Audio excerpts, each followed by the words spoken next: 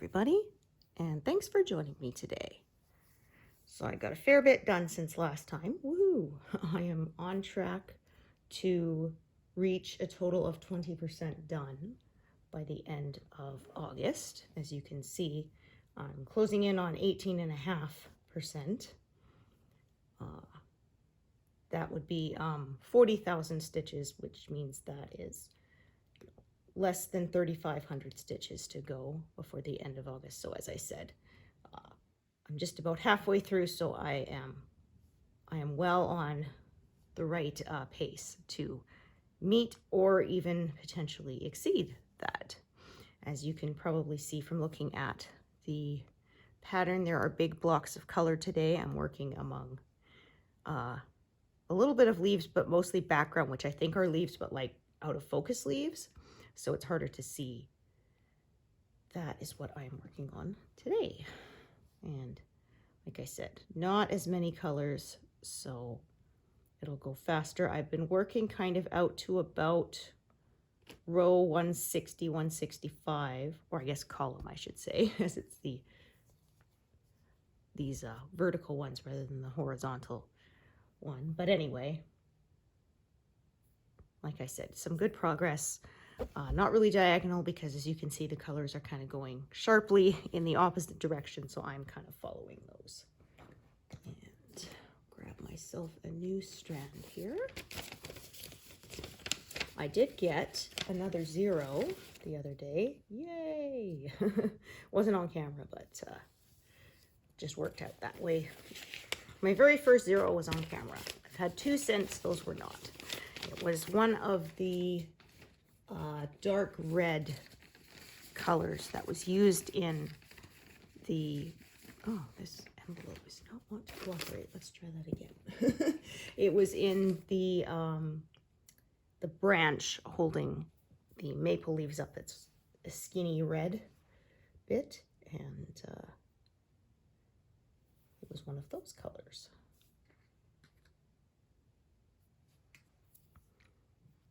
There was one that was close, but I looked ahead and it has at least 1 stitch in the next pass, so no 0 there. I've had that a few times when there's 1 stitch remaining, but it's months away. I had someone say that would be their villain origin story, which I thought was quite funny.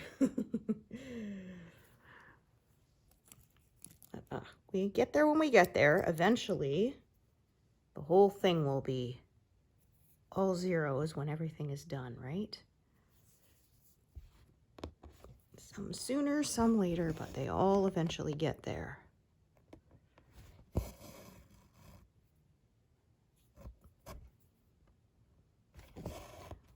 So my husband and son had to go out of town unexpectedly for work. There's a guy in the next province who is moving a station, and he figured he didn't need help. And then when it actually came down to it, he kind of got, oh, I'm a little overwhelmed. So they're going out to help. And my husband said he gets it. He said he has moved or built brand new ones from scratch by himself about half a dozen times, and even still, he still finds it a bit intimidating. So he doesn't blame the guy. This is his first time doing it, that he needs a bit of an extra hand. But it's a 14-hour drive away, so it's a ways. So they had to leave in the middle of the night to get there sort of by the afternoon the next day. They were fortunate to be able to find a hotel on such short notice. And my husband has the Best Western membership. So he pays for it and then he puts it in as an expense. And it's usually about $100 cheaper than they would get by booking it themselves. And then we get points for it, so everybody wins, right? Because our last trip, most of our hotel stay, we redeemed points for it. So that was nice. So like I said, yeah, they save money, we get points.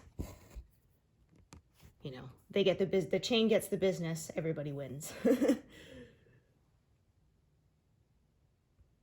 Hotels are definitely getting more expensive, that is for sure. I can see why people do Airbnbs, but I just don't like the idea because I said you have to, a lot of times you have to pay cleaning fees and you have to clean. And I'm just like, I'm on vacation, I'm not cleaning. The only cleaning I'm doing is personal hygiene. But mopping, vacuuming, cooking, all that, no, I'm not doing any of that. I'm on holiday.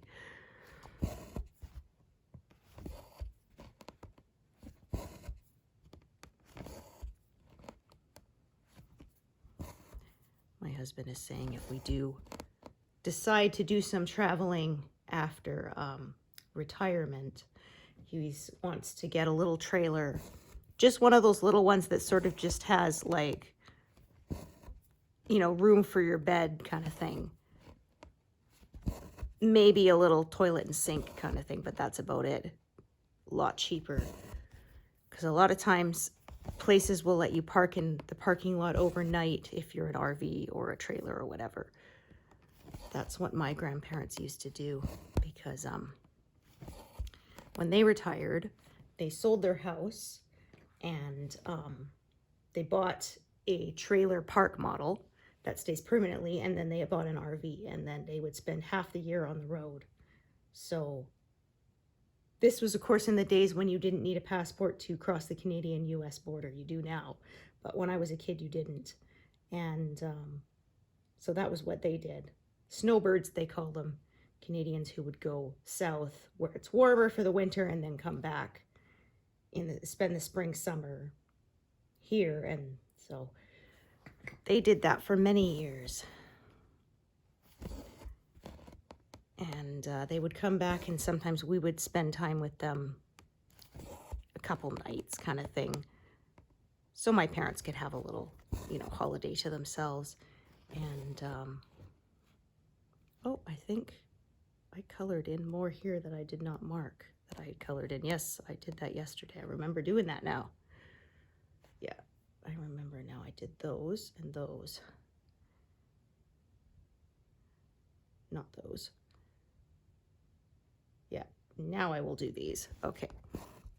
So my stitch count will be slightly off. Because that happens sometimes. I think I was coming up from the bottom here and I had I had enough for a few extra stitches, so I kind of filled it in. And I guess because it wasn't my original plan, I forgot to actually color that it had been filled in. That's okay. It all matches now, and it's all correct. It's just I forgot that wasn't the original plan, like I said. I changed it. But anyway, my grandparents would often park in the mall parking lot or something. And they would send us to use the bathroom in the mall. They preferred us not to use the one in the trailer in the RV, whenever we could help it. So that you didn't have to worry about dealing it as often, because of course that's not pleasant, right? My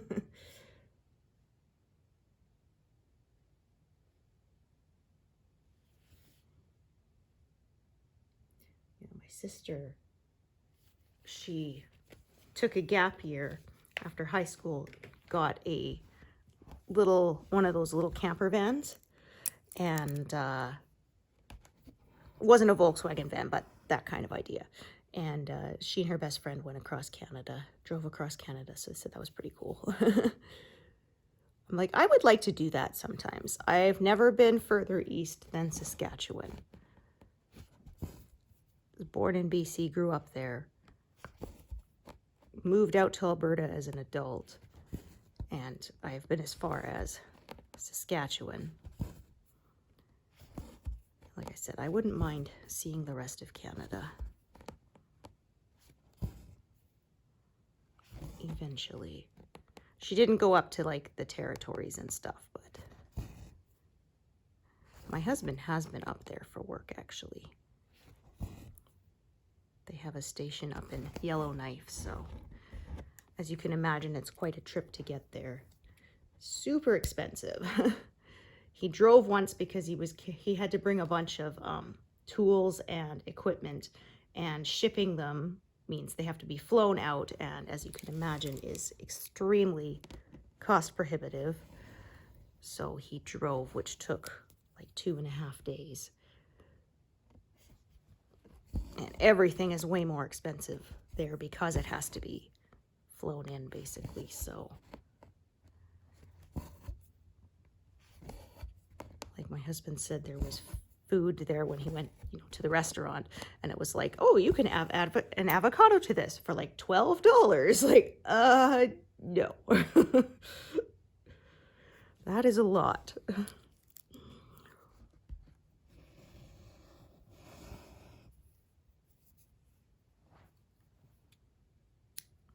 Down where we live, it'd be like $2, and then, yeah, they're way, way more.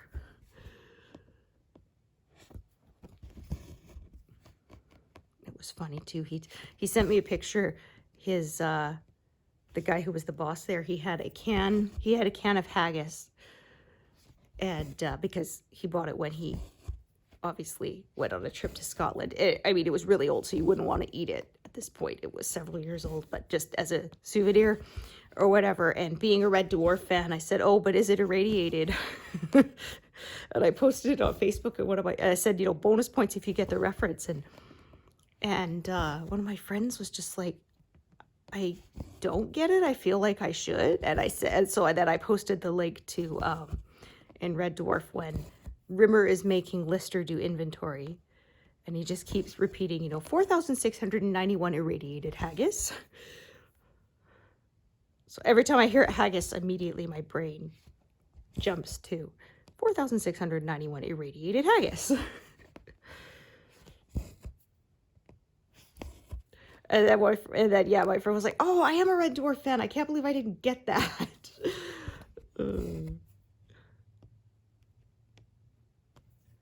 That was one of those shows we discovered because they were having a marathon on PBS.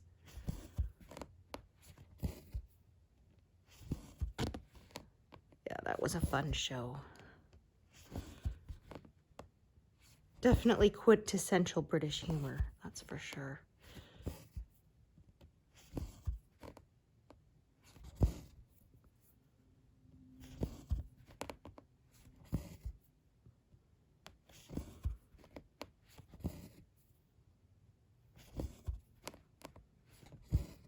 And I introduced my husband to it when we were dating. We had recorded the whole marathon off PBS, so I borrowed the tape from my parents, and we binged watched it.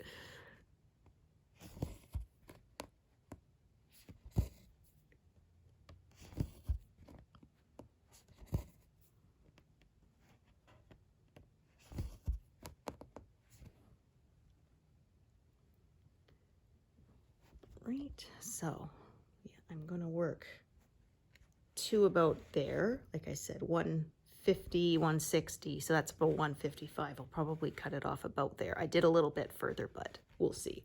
For now, I'm gonna cut it off there, fill it in, and then move the frame over. So I don't know if I will be moving the frame over again this month or not. Probably one more time would be my guess, at the rate I'm going. And as I said, a few more rows down at column 160 is where we will get to the edge of the first antler. So we may get that. So we're definitely going to work on his antlers in September.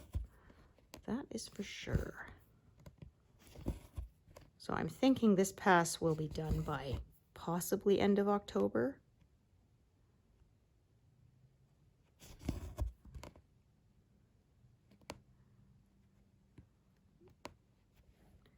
Try to remember to color as I go so I don't end up confused like I did earlier. Yes, my stitch count's slightly off, so there were a few stitches I did previously that are going to be on this day's count. Yeah, close enough. That previous day I got quite a good rhythm going. I got almost 700 stitches, so that was nice. I'd love if I could do that every day, but unfortunately not. Anyway, we're having nicer weather today. Not too hot, thankfully, because I don't like that.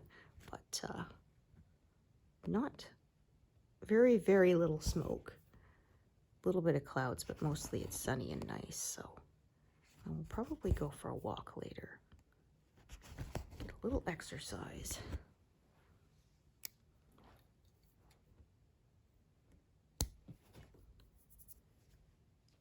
All right.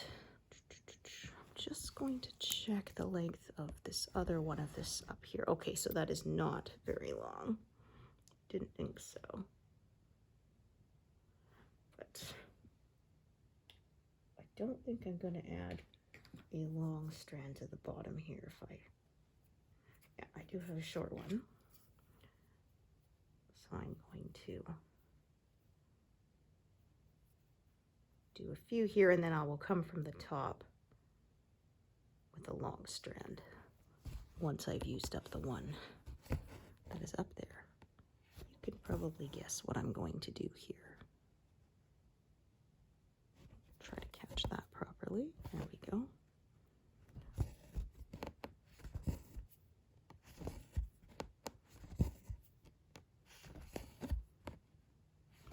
I just said it was funny that they had to go away.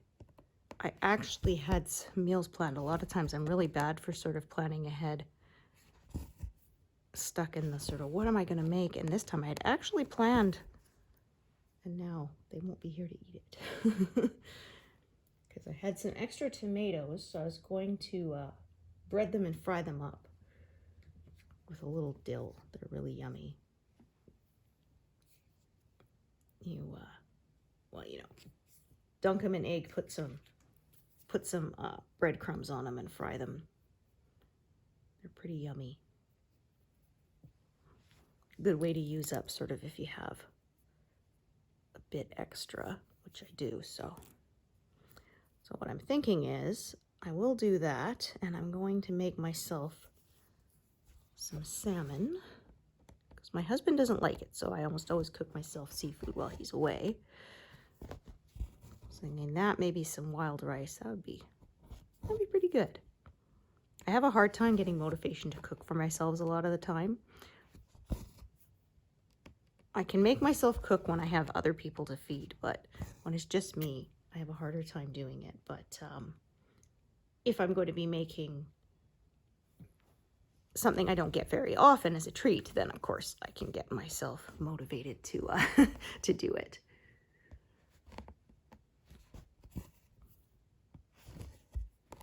I was sad. They used to make these really yummy salmon fillets that you baked in the oven, and they had a dill sauce on top, and they were so good, and I guess they didn't sell very well because they discontinued them.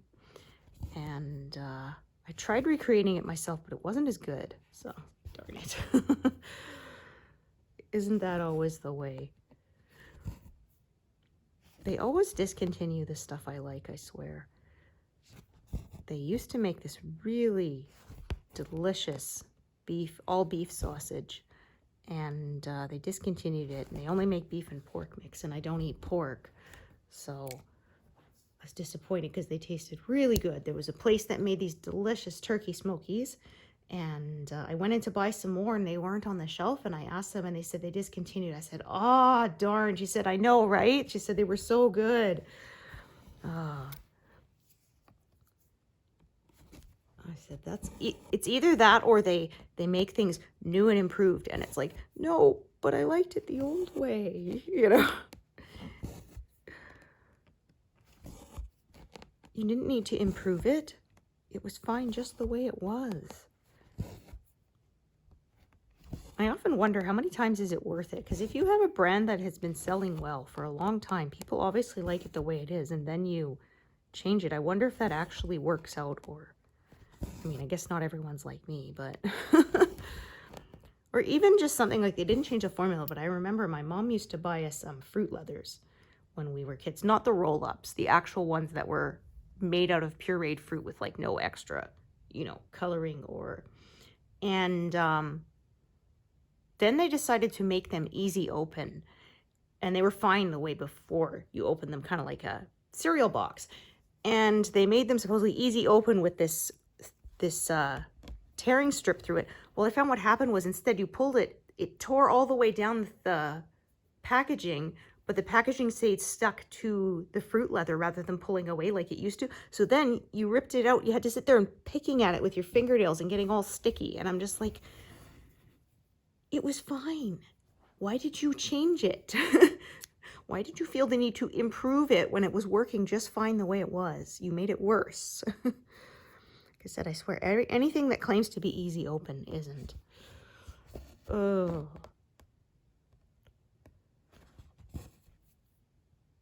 Yeah, and of course, like I said, nobody knew the rest of my family was going to be out of town for a few days because I bought a bunch of groceries. Now I got to eat them up myself. I bought extra salad greens, and now that means I'm going to be eating salads twice a day by myself to use it up before they go bad. Because I made taco salad last night. Got a little bit of leftovers, so I'll... Like I said, it's a really easy recipe. You just lay out some salad greens, some chopped tomatoes, little grated cheese on top, and then you just cook whatever you want. So I use beef, but you could use turkey, chicken, or even tofu crumbles if you wanted it to be, you know, vegetarian. And then I just throw a little bit of taco seasoning out of the package on top, and then you put that on top of everything, and then I just crush up a little bit of tortilla chips, stick those on top. It's really yummy. It's nice and quick too, which of course is definitely a selling feature for me. And it's also really nice for summer because you don't have to turn on the oven, right? You just one element to fry up whatever your topping is. So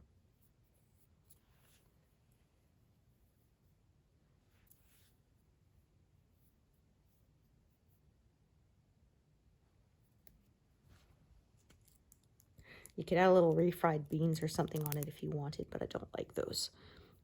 I was fine with them until one time I was feeling kind of ill and I ate a burrito, and now refried beans makes me feel gross because I thought that my stomach was hurting because I was hungry. It turns out, no, my stomach was hurting because I had a bit of the stomach flu. So yeah, now those things kind of became combined.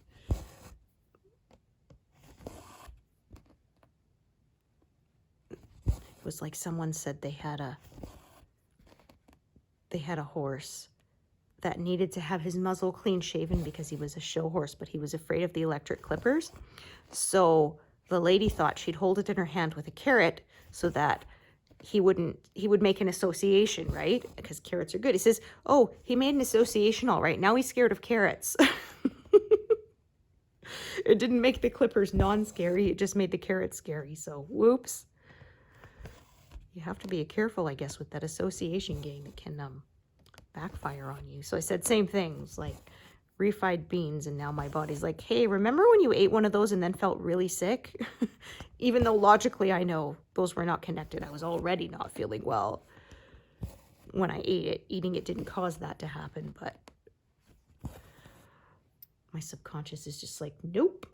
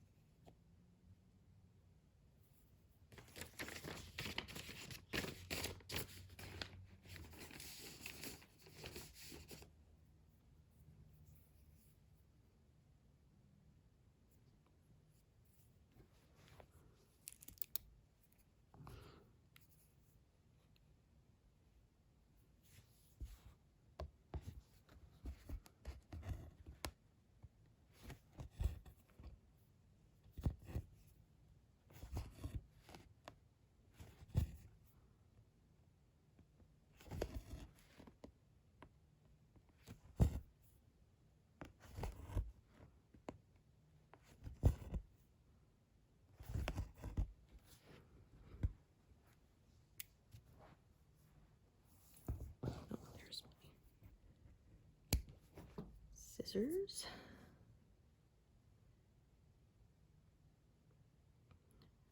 So sometimes, like I said, I kind of end up working sort of one big square across, not necessarily intentionally, it just sometimes kind of works out that way. And then drop down to the next one.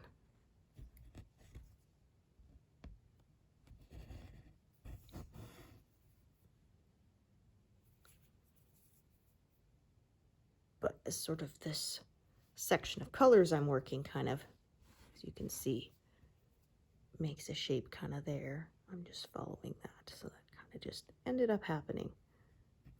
All right.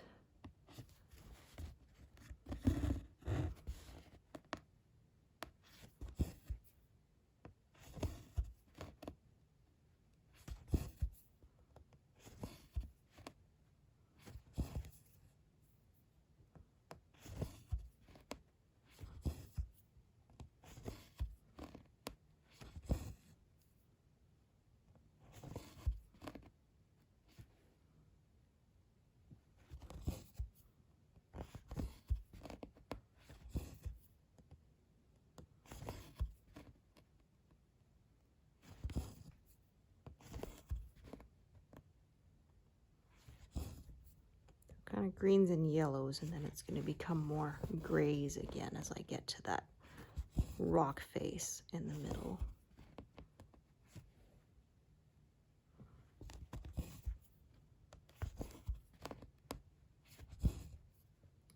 So I think today will be a day I will stitch to 200. I don't think that will be a problem.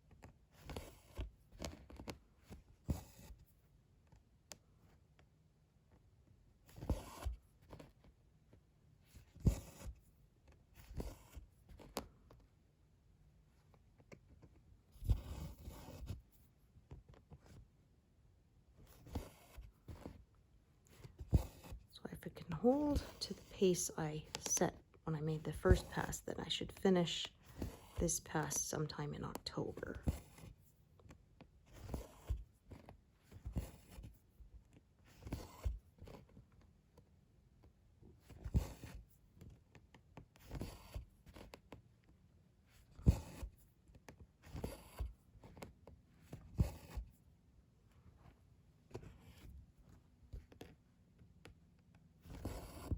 That one's starting to twist, so I'll just drop it and then let it untangle.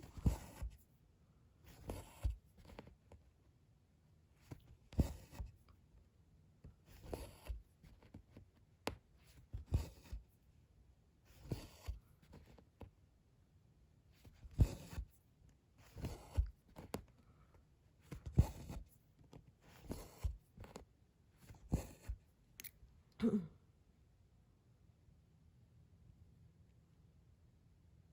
yeah, just about to pass 100 stitches done.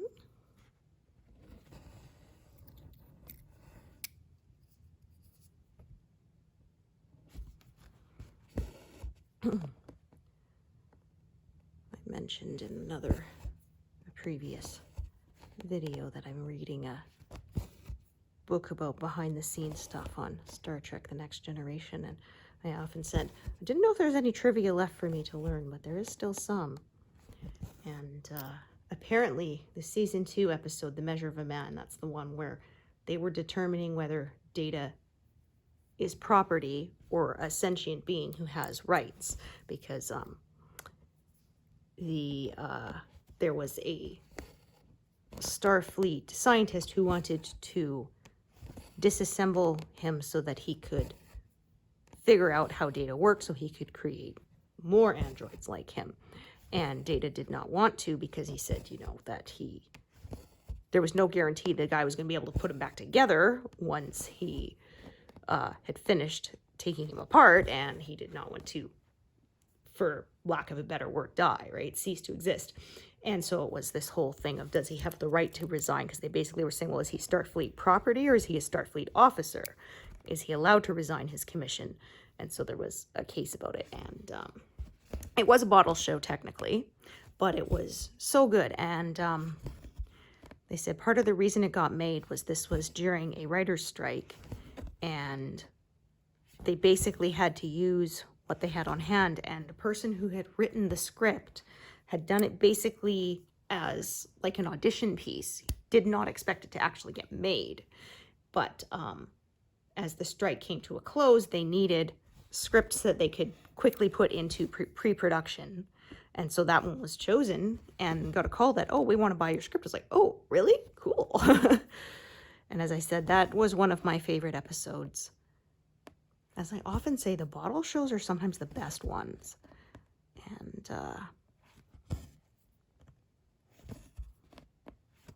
it was such a good one because they forced Riker to basically take the position that Data is property. And he said, well, I don't believe that. Basically, I can't do that. And they're like, well, if you don't defend this position, because we need somebody on both sides, then they're going to rule against him. So he had to. And I remember there's a scene where he's sitting there and he's looking at Data's specs, because they said basically, if we find that you have not mounted the most rigorous case that you can, that you're just, phoning it in, basically, I will rule against, Data, kind of thing. You have to give it your all. And anyway, so there's a scene where you see Riker is reading Data's specs and he realizes that Data has an off switch. And you can see him, like, his face he smells like, oh, I just found this crucial piece that'll make my case. And then you see his face drop, as the expression drops, it's kind of like, oh no, I found a crucial piece of, information that will win my case. And I said it was such a good scene that, like, even though not a word was spoken, you knew exactly what internal struggle the character was going through then. And I said I almost cried during the scene where he comes up to him and he wants to take off Data's arm to, prove that. And he, like, very quietly under his breath says, sorry, to Data as he does it, and I'm like, oh my gosh, I was heartbroken watching that. I first saw that episode when I think I was 12 or something, but it definitely made an impression on me.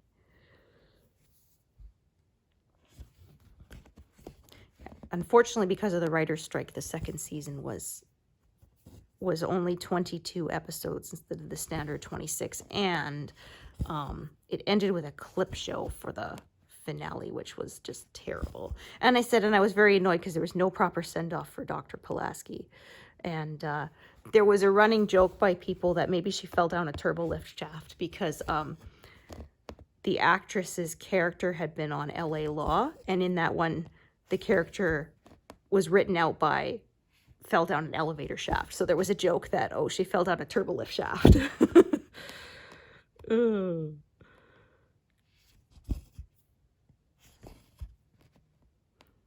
But like I said, in that episode, he switches off Data and he says, Pinocchio is broken, his strings have been cut. That Picard was just kind of after, like, how do I follow this? He said he had me believing him, even though I don't actually agree with him. I believe Data is a sentient being. Oh, okay. I thought. Okay. Yeah. My Do Not Disturb has changed, so it is on Do Not Disturb. And it used to be, so I have it set so that my husband and son can call me through Do Not Disturb, but it used to be it silenced the texts, and now it doesn't anymore.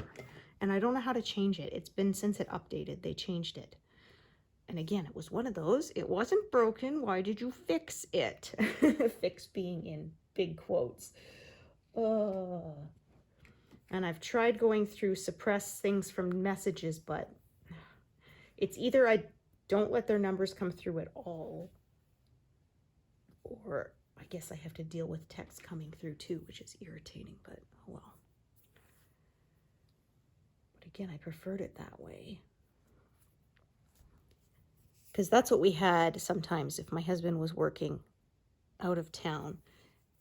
If it's before 10, he'll phone me. If it's after 10, he would just text me to say goodnight, and that way it wouldn't wake me up. But now I guess it will, so. Because it was always just, if it's not critical, just text it. If it's critical, then phone me, because I'll answer. Oh, well. But anyway, he was texting me that they've made it to the halfway point. They had to stop at a rest stop to take a bit of a nap, because you don't want to be driving tired. Obviously, that's not safe.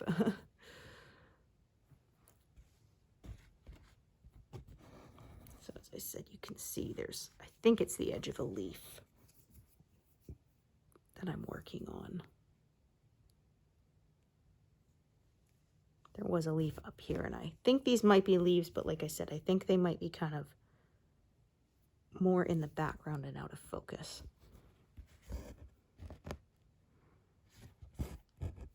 I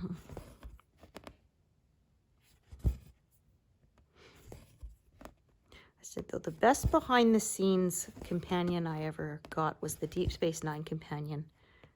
It was so in depth, and it basically cross-referenced all the story arcs with different episodes. So I told one of my friends who was watching Deep Space Nine for the first time, I said, I highly recommend this book. I said, however, do not read it until you finish the whole series, because if you follow along with each episode, it's going to give away major spoilers for later. So, because I started doing that, and it wasn't too bad for me, because like I said, I got interested in the show. I was watching it in reruns, and it was like, I think I came into it in like either season 7 or like the very end of season 6. I think it was season 7. So I knew how the big story arcs ended. And then, so I bought it on DVD, and I was working my way from the beginning, and I was sort of would watch episode, read the write-up. And then I started realizing that it would say, you know, this would lead to this character's ultimate downfall in this. And I'm just like, okay, well, I already knew that, but that would really suck if you didn't know that and you were reading this and it got spoiled for you. So that's why I said, I warned people. I said, it's a great guide. I think it's out of print, so it's a little pricier to get. You might be able to get an ebook version, I think, but the actual print version, which is what I got, I don't think it's in print anymore. I might be wrong, but anyway. And I said to one of my friends, I said, it's really good, but like I said, do not read it until you finish the whole series, or you will majorly spoil stuff for yourself.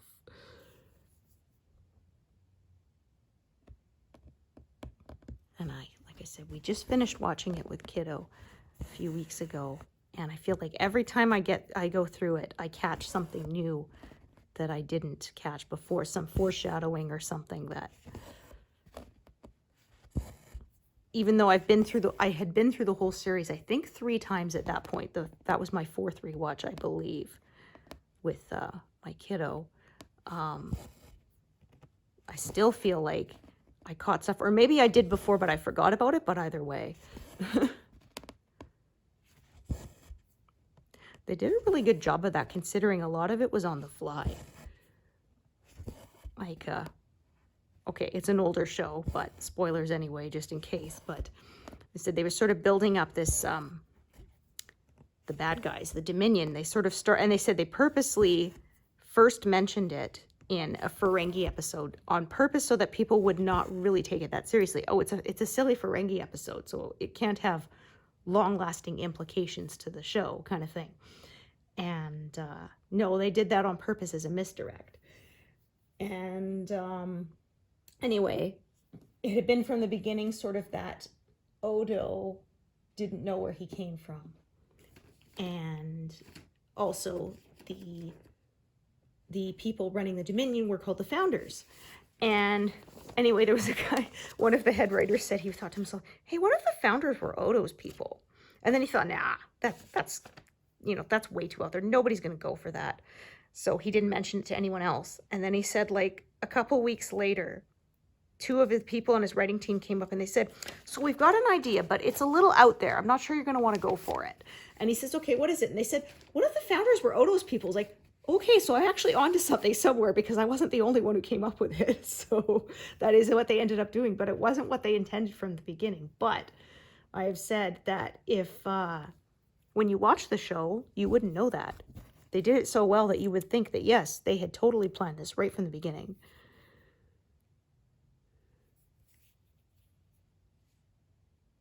Oh dear. It's funny because I said the way some of the storylines ended, the first time I saw it, I was in my early 20s. I think I was like 24. And there were a couple of ways that couple of the storylines that ended that I was just like, no, this shouldn't end that way. I wasn't happy about it. But I said, rewatched it this time, now in my 40s. And I'm like, no, you know what? I think they did do the right decision. My perspective has changed a bit. It's interesting how that happens sometimes.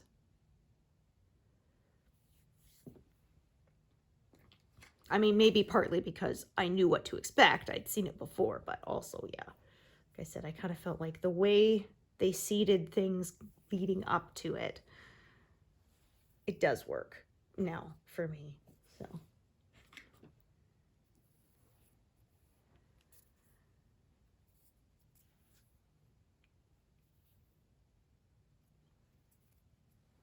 All right, so 3,200 stitches remaining to reach 40,000.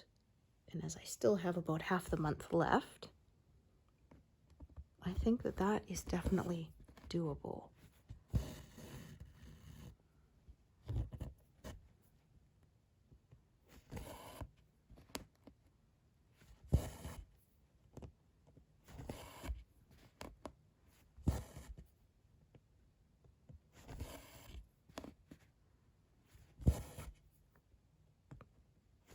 That would mean I got more than half of what I was hoping to get this month done.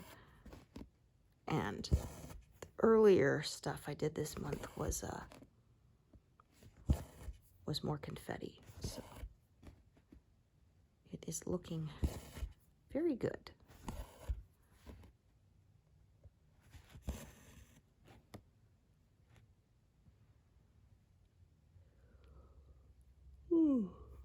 Ooh, pardon me.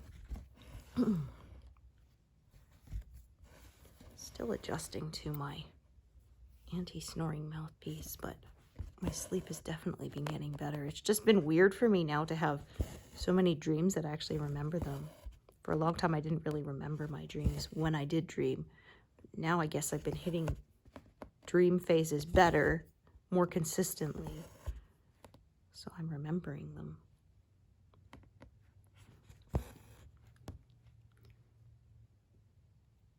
Which I suppose is a good thing. I have been feeling more rested, so I know it is working. Thank goodness, because I was going nuts.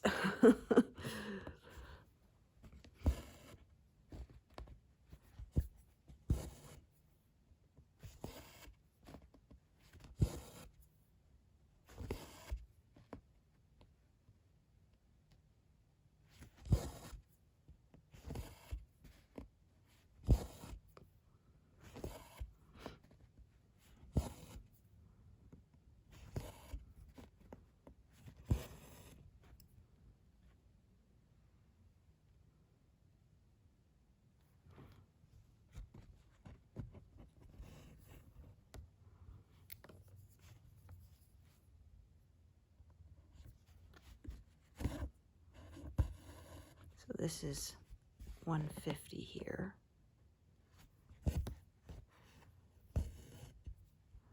I do tend to kind of be furthest right at the top and kind of, I don't really stitch diagonal anymore, but I do tend to sort of taper off sort of down towards the left.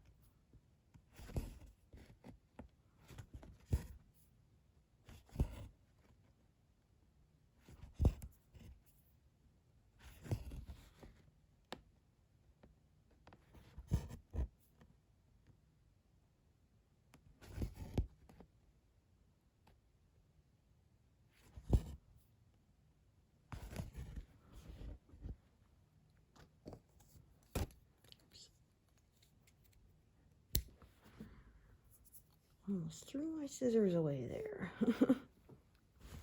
Just gonna check that's a long one. That's a short one. That's what I figured. So this strand will be for the 2 stitches on the one side. The other strand will take care of the other stitches.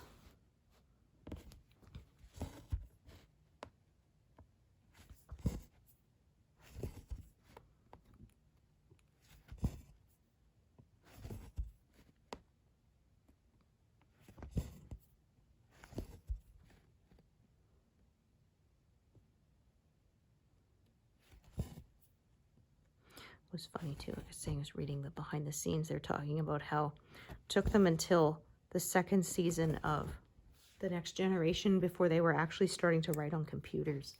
So here they were writing sci-fi where computers do everything and are integrated into everything, and they were still writing on typewriters. Said in fact they were one of the first studios to get computers to write on, because it was new, expensive technology, and they figured you didn't need it. People have been writing with the typewriters for so long.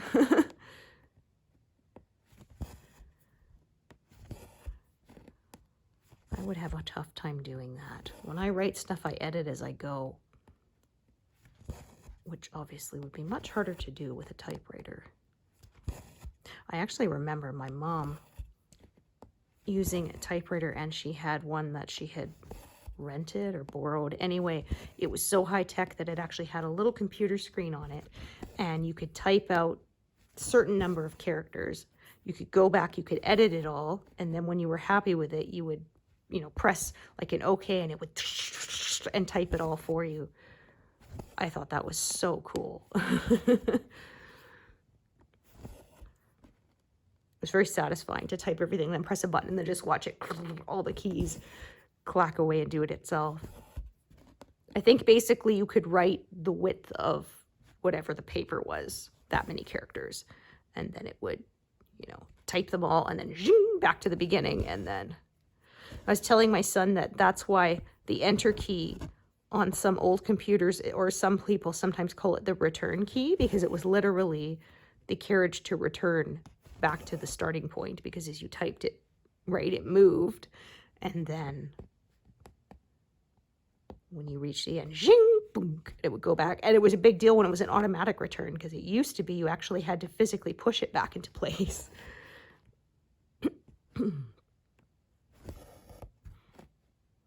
But I remember listening to someone's theory was that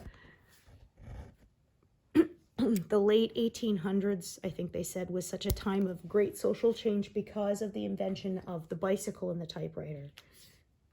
I thought, oh, they kind of had a point there, because they said it used to be, before that, you either had to write everything out longhand by yourself or pay a scribe to do it. Take someone to do, you know, take dictation and write it out for you. And once typewriters became widely available, anybody could type up their own work.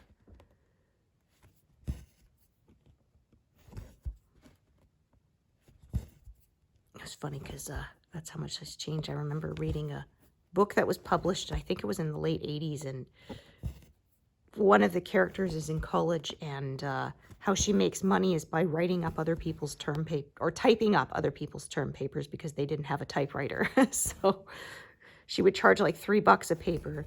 The person would give it to them written longhand, and then she would type it up for them, and they would pay her for the service. Like, wow, times have changed. Wasn't that terribly long ago.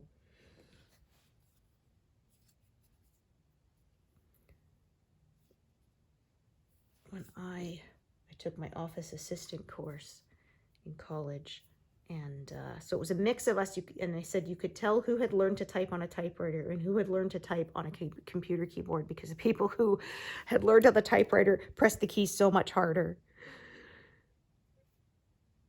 because they had to. And I remember there was a big thing about, too, that whether you put 2 spaces after a period, because the typewriter era, you had to. And then when I was taking this course, which was 2001 to 2002, the word processing had changed so that you no longer had to do that anymore. But of course, for a lot of people, it was so ingrained, 2 periods or 2 spaces after a period, that they couldn't break it. And so they said what you could, and you would end up basically, because of the way it formatted now, you would end up with more space than you needed. So what some people's solution, rather than trying to retrain themselves to only do 1 period after space, was to just type it their normal way and then use find and replace afterwards to replace all the double spaces with a single space. And I said you had to be careful, though. You had to make sure you put in for your find and replace period space, because I made the mistake of just using the spaces, and then it messed up the formatting for my my address, because it was letters we were writing, because in Canada anyway, the formatting is, the name or business name of who you're sending it to, then, the building number, street number, and then it goes city, comma, province, space, postal code. And if you don't have the 2 spaces before the postal code, it can mess up things. It doesn't look right, for one thing, and that's the way the post office prefers you to do it. And if you don't do it, that can kind of slow down the processing of your mail. So, and I discovered by accident, I just used replace space with space. Well, of course, it also did it in my addresses at the top of the letter, and so then that meant I lost marks for improper formatting, because I didn't think of that. I was like, darn it. So I had to learn after that to type in period space replace with period space, rather than just space replace with space. So that was funny. Now, actually, though, I realized over time I no longer do the 2 spaces after a period. I guess it wasn't so ingrained that I've actually changed. And it was funny because someone's talking about it, then I'm like, wait a minute, do I do still put 2 spaces? I don't remember. And so I had to actually type something to double check, because I didn't even think of it anymore consciously, whether I did that anymore. I guess I was still young enough to change my ways.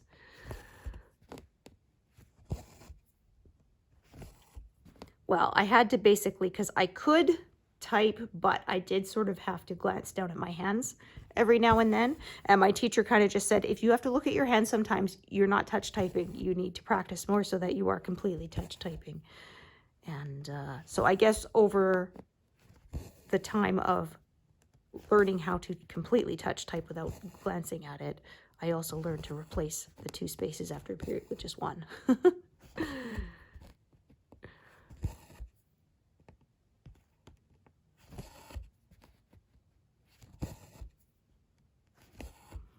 I remember my mom, she was a processing clerk, and she said she kind of was sad that they got rid of typewriters, because then that made, when they had to do forms that had several layers, you would end up with hand cramps, because they would make you fill it out with a ballpoint pen, and you had to press really hard to make sure the bottom copies got marked. And yeah. She said she would have preferred the typewriter, because it did it a lot better. And this was in the days before carbonless paper too. So now they have the carbonless paper. So if you have, 2 sheets it's making copy, there's only 2 sheets, but it used to be a sheet of paper, a sheet of carbon paper, and then the duplicate sheet of paper underneath. So if you were making something that said, hey, 5 copies, that was like 10 layers of paper you had to press through. It's interesting because at the doctor's office, we have these requisition ones that have 2 extra copies beneath them, and they actually do have physical carbon paper still in them.